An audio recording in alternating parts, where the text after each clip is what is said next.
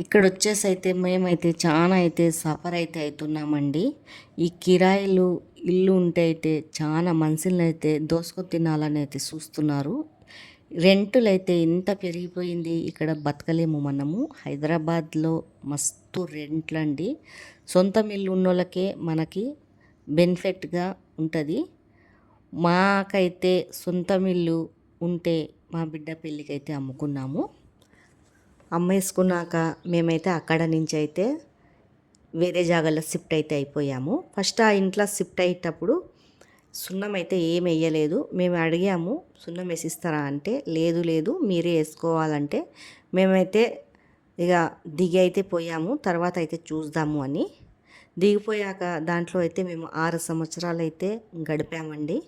ఇల్లంతా అయిపోయింది అని ఆమె ఏం చేసింది, సంవత్సరంకి పెంచుతూనే వచ్చింది కిరాయి. ఒక 400, 300 అట్లా పెంచింది. తర్వాత లాస్ట్కి 6,000 అయితే చేసిందండి ఇంటి రెంటు.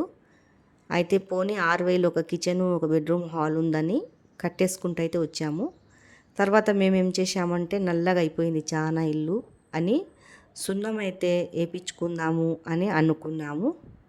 మా అదృష్టమో మా దురదృష్టమో ఆ ఇంట్లో కానీ సున్నం తెచ్చుకొని మేము ఇంటి ఓనర్కు అడగకుండా మేమైతే వేసుకున్నాము. ఆ సున్నము వేసుకున్నాక దాని కాస్ట్ వచ్చేసి అయితే సున్నం అంతా వేయించే దానికి ఒక 6,000 అయితే అయ్యిందండి. ఆయిల్ బోండ్ ఉండే వేయించుకుంటానికి.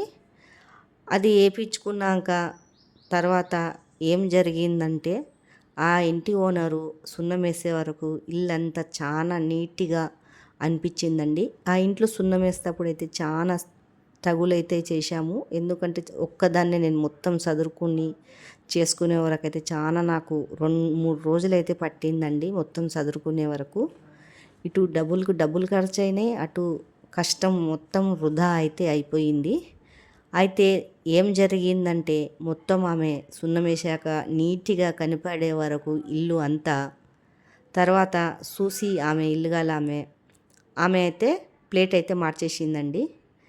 నెక్స్ట్ వీడియోలో చెప్తానండి ఆమె ఏం చేసిందో.